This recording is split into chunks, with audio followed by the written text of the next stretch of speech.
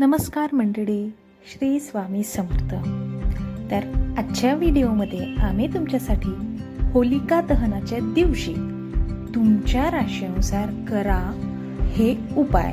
ह्या उपायाने, चमत्कारिक उपायाने तुमच्या आयुष्यातील अंधकाराचा नाश होऊन तुमच्या पदरात फक्त आणि फक्त पुण्यच पडेल.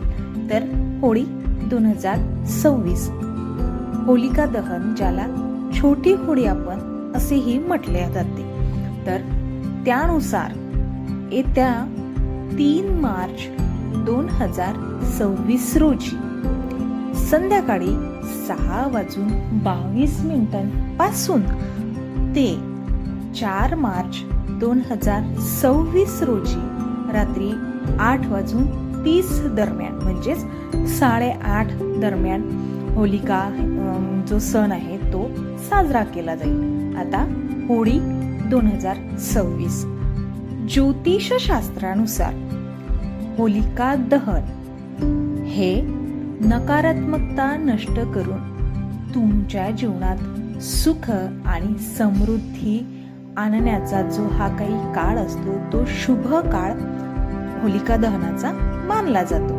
आता होलिका दहन, ज्याला आपण छोटी होळी असे म्हणून सुद्धा संबोधतो, मग आता त्यानुसार येत्या 3 मार्च 2026 रोजी संध्याकाळी 6:22 पासून ते येत्या 4 मार्च 2026 रोजी रात्री 8:30 म्हणजे 8:30 या दरम्यान होलिका दहन हा सण, होळी हा सण साजरा केला जाईल.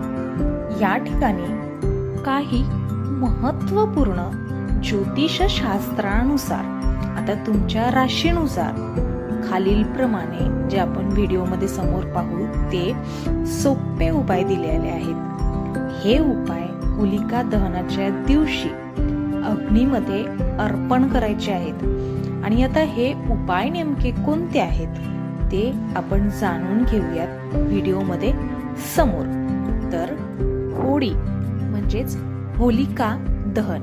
आता या होलिका दहनाच्या दिवशी आपण तुमच्या राशीनुसार जी काही तुमची रास असेल ती, त्या राशीनुसार काही अत्यंत महत्त्वपूर्ण आणि चमत्कारिक उपाय आजच्या व्हिडिओमध्ये तुम्हाला सांगणार आहोत. ते उपाय तुम्ही नक्की करा, तुम्हाला त्या उपायाचा नक्कीच फरक पडेल.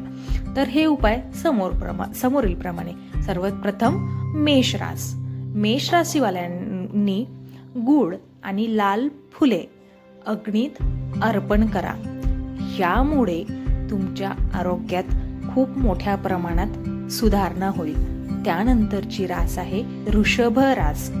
ह्या राशीवाल्या व्यक्तींनी पांढरे तीळ किंवा मग खडी साखर होळीत अर्पण करा. या उपायाने तुम्हाला आर्थिक स्थैर्य हे नेहमीसाठीच प्राप्त होऊन जाईल. यानंतरची रास आहे मिथुन रास. ह्या राशीवाल्यांनी हिरवे मूग, मुगाची डाळ नाही, हिरवे अख्खे मूग घ्यायचे आणि किंवा मग कापूर हे अग्नीत टाका. ह्यामुळे तुमचे जे काही अडकलेली कामे आहेत ते पूर्ण होतीलच. आता कर्क रास. ह्या राशीवाल्यांनी अक्षदा म्हणजेच तांदूळ आणि पांढरी फुले होलिकेमध्ये अर्पण करायची.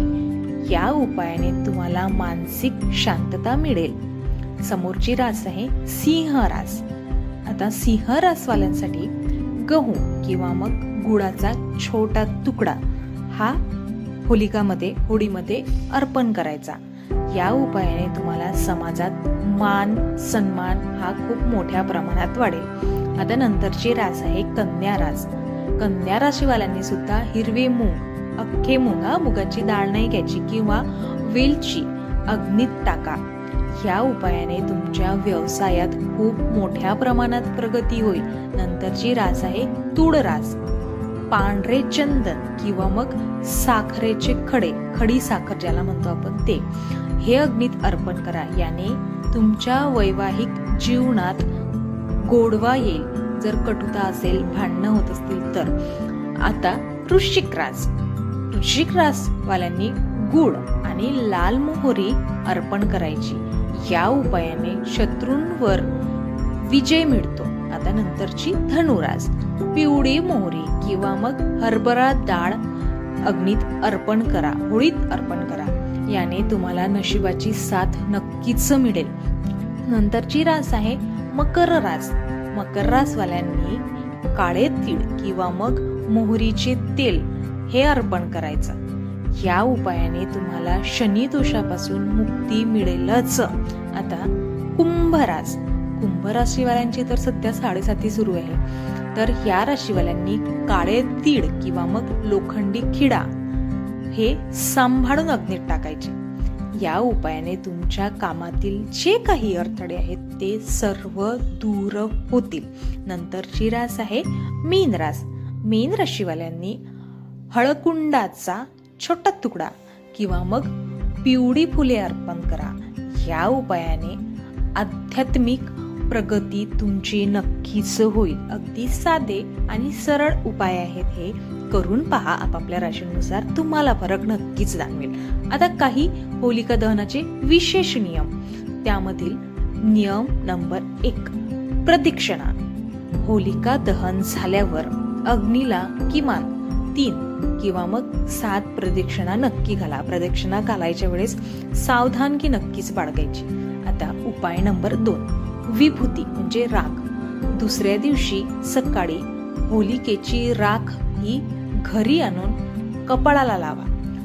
कपाळाला लावल्याने आणि घरात ही राख शिंपडल्याने, अंगारा सुद्धा म्हणू शकतो आपण त्याला, तुमच्या घरातील नकारात्मक ऊर्जा पूर्णपणे दूर होऊन जाईल. आता नियम नंबर 3, नारळ.